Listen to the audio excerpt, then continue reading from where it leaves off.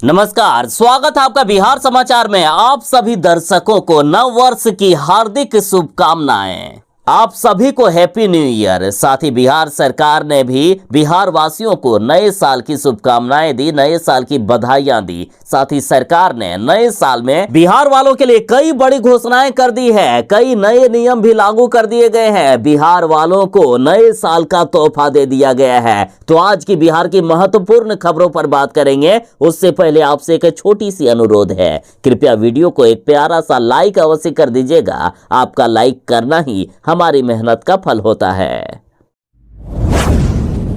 बिहार के शिक्षक अभ्यर्थियों के लिए बड़ी खबर है। देखिए, दूसरे चरण में जिन शिक्षकों ने पास कर लिया है एग्जाम, उनके लिए बड़ी खुशखबरी है। मुख्यमंत्री नीतीश कुमार जी दूसरे चरण के सफल अभ्यर्थियों को ज्वाइनिंग लेटर नए साल में दे रहे हैं। देखिए, खबर आ रही है कि दूसरे चरण में सफल अभ्यर्थियों को खरमास के बाद यानी 15 जनवरी से लेकर 20 जनवरी के बीच नियुक्ति पत्र नीतीश कुमार जी अपने हाथों से बांट सकते हैं। और साथ ही शिक्षक अभ्यर्थियों के लिए खबर है कि दूसरे चरण के शिक्षक अभ्यर्थियों की काउंसलिंग की तिथि बढ़ेगी।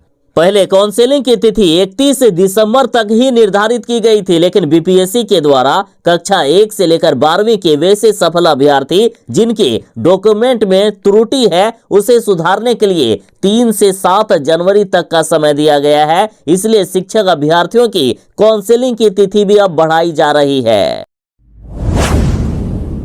नए साल का आगमन हो चुका है, तो आखिर बिहार में पुराने साल 2023 में आखिर क्या क्या हुआ, आखिर बिहार वालों को क्या क्या उपलब्धियां मिली, ये भी जान लीजिए। 2023 में बिहार में सबसे बड़ा परीक्षा भवन बनकर तैयार हुआ, जिसमें से 20,000 छात्र एक साथ परीक्षा दे पाएंगे। इस भवन का नाम बापू परीक्षा परिसर रखा गया है।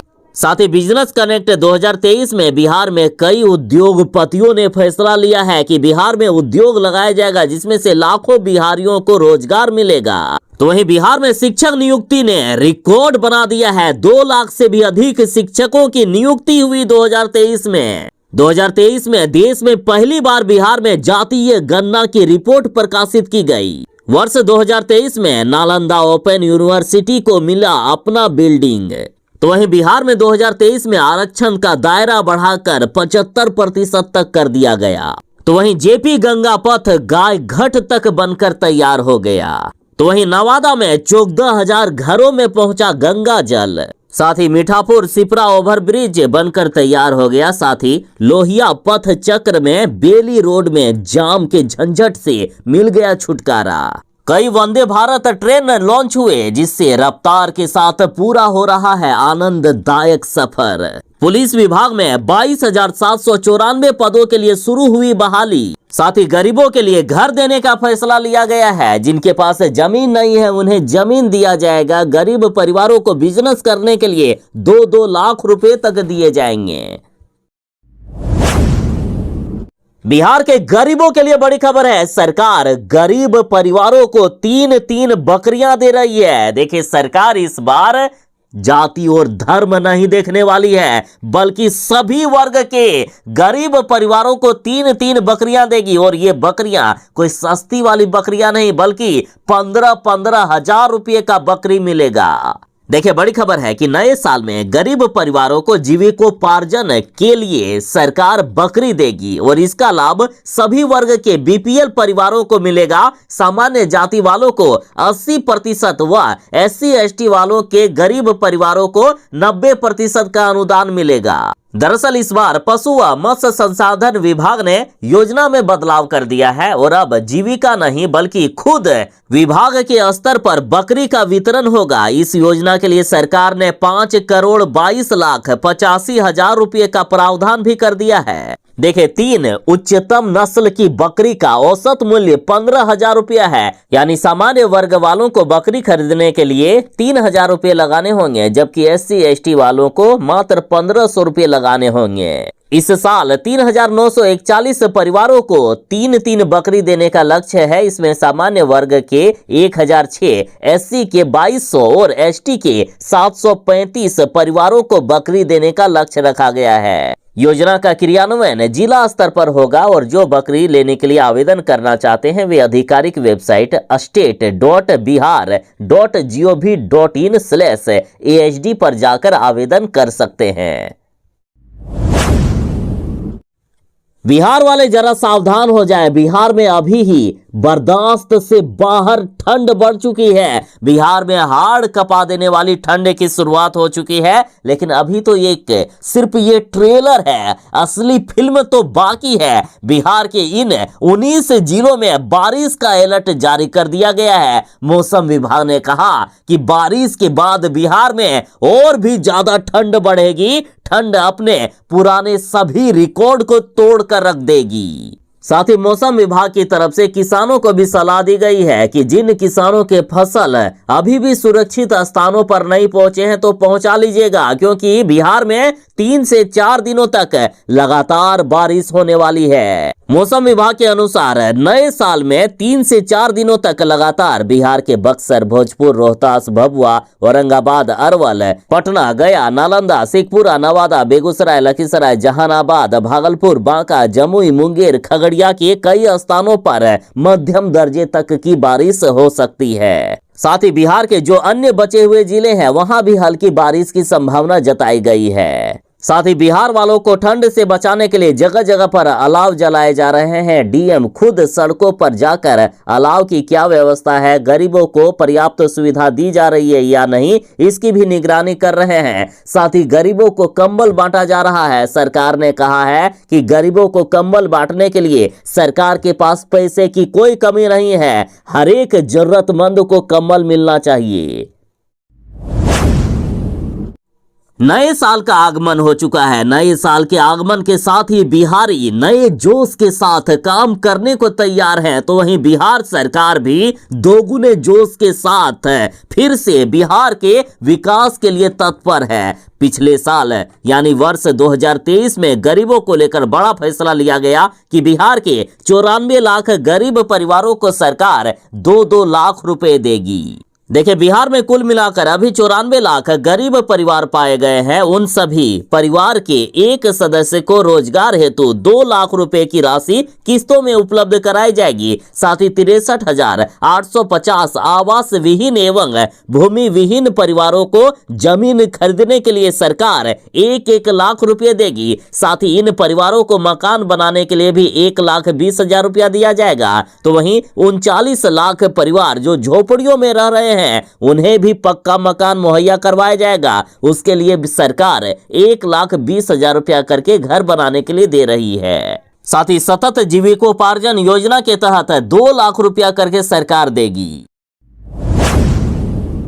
बिहार के इन शिक्षकों को भगोड़ा घोषित करेंगे शिक्षा विभाग के अपर मुख्य सचिव के पाठक। उन्होंने कहा कि अब इन्हें किसी भी बहाली में नहीं मिलेगा मौका।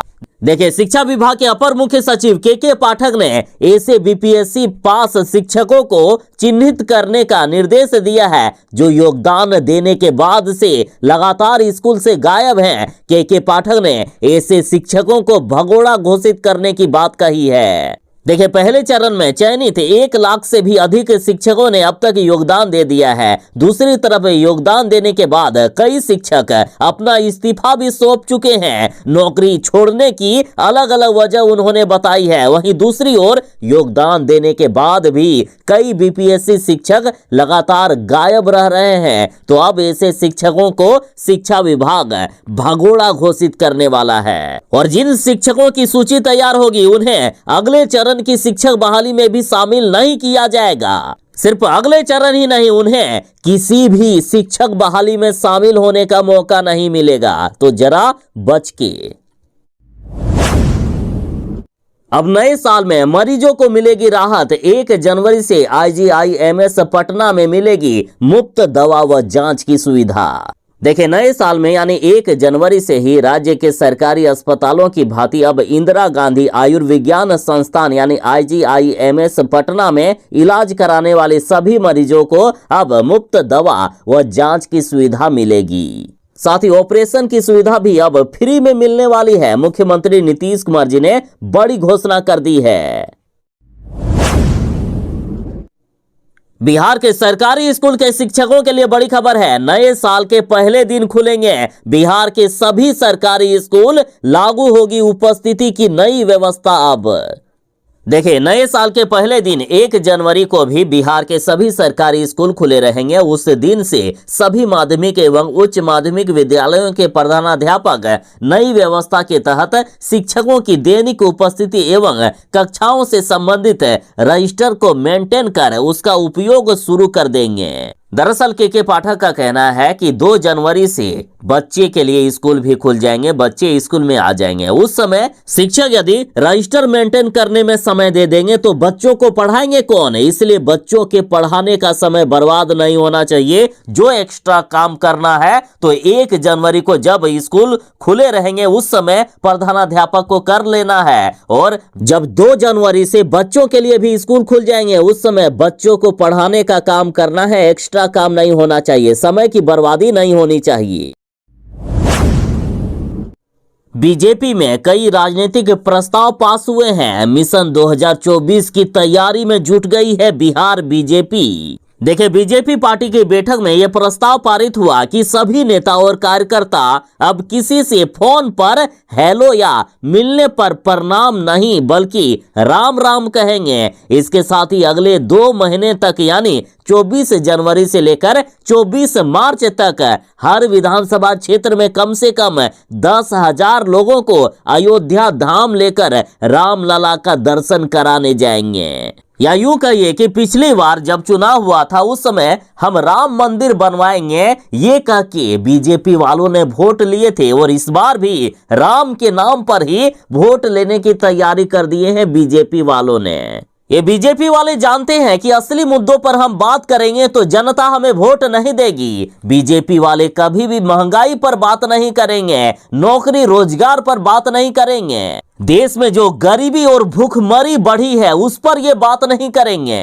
ऐसा लगता है कि बीजेपी वाले इस बार राम के नाम पर ही वोट लेकर चुनाव जीतने की तैयारी कर लिए हैं।